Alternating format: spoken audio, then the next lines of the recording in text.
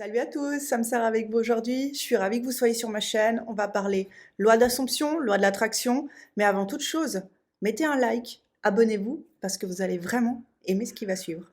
C'est parti. It's beyond my control. La semaine dernière, pour mémoire, on a parlé dans le livre de Joseph Murphy de comment réconcilier les deux qui sont dans la maison.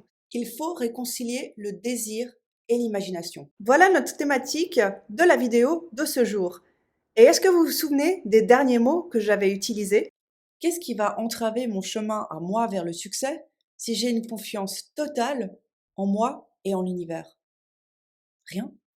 En loi d'attraction, on nous apprend souvent qu'il faut se mettre à la vibration de joie par rapport à ce qu'on veut voir se réaliser. C'est-à-dire une nouvelle voiture, on imaginera les mains sur le volant et on sera dans un état d'extase totale. Le coach Rich Lopp, qui est un coach américain et un tarologue, explique qu'en fait, il y a une sorte de dissonance entre ce qu'on veut réaliser, l'énergie qu'on y met, et le vœu déjà exaucé. If I'm sitting around and visualizing something, am I on the frequency of that thing? No, I'm not. Pour que ça fonctionne, il faut que les deux soient forcément à la même vibration. Et là, on a quelque chose qui ne joue pas.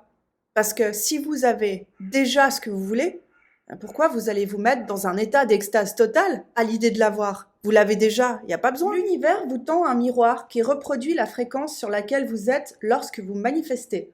On veut en fait égaliser notre fréquence. Si je mets sur une vibration super haute, comment est-ce que je vais manifester ce que je veux?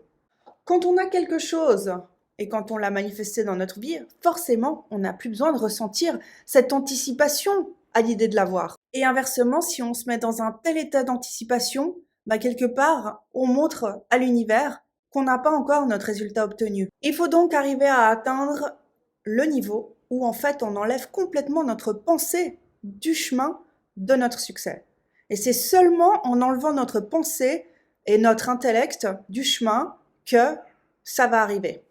Par exemple, vous ne vous concentrez pas sur votre cœur pour l'entendre battre. Ça se fait complètement organiquement, n'est-ce pas? Vous ne visualisez pas le soleil qui se lève pour être sûr qu'il va se lever. Enfin, je veux dire, tout ça, c'est des choses qui se font organiquement. On n'a pas besoin de les visualiser, on n'a pas besoin de les intellectualiser, elles se font. Et donc pour la manifestation, c'est exactement pareil. Il faut lâcher et simplement se mettre sur la bonne vibe. Je l'ai déjà, donc c'est là, c'est à moi. Easy quoi. La richesse est simplement une conviction subconsciente de la part de l'individu. Vous ne deviendrez pas millionnaire en disant « je suis un millionnaire, je suis un millionnaire, je suis un millionnaire ». Vous atteindrez à une conscience de richesse en construisant dans votre mentalité l'idée de la richesse et de l'abondance. Donc on est au-delà de la visualisation ici, on est complètement dans le « je suis ». Je suis, rappelez-vous, c'est le nom de Dieu. I am, c'est la baguette magique dont on dispose pour devenir ce qu'on veut être. Donc l'idée derrière cette vidéo, c'est de savoir que parfois, il faut mettre notre mental au repos. Il faut arrêter de réfléchir, de penser, de ressasser, lâcher prise, lâcher le contrôle. Sachez simplement que vous allez avoir ce que vous voulez et lâchez tout. Je veux dire, on a toujours dit qu'une commande à Amazon, on la faisait une fois. On la fait pas 36 millions de fois pour s'assurer qu'elle arrive.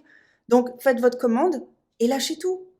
Vous savez très bien qu'une fois que vous avez décidé, ça va venir. Après, il ne dépend que de vous d'avoir la foi pour que vous vous dites « je suis » et que vous soyez. À vous de jouer. Moi, je vous embrasse et je vous dis à la prochaine. You don't even feel the need to sit around and think about it. Okay? This is the state of mind that we have to find ourselves.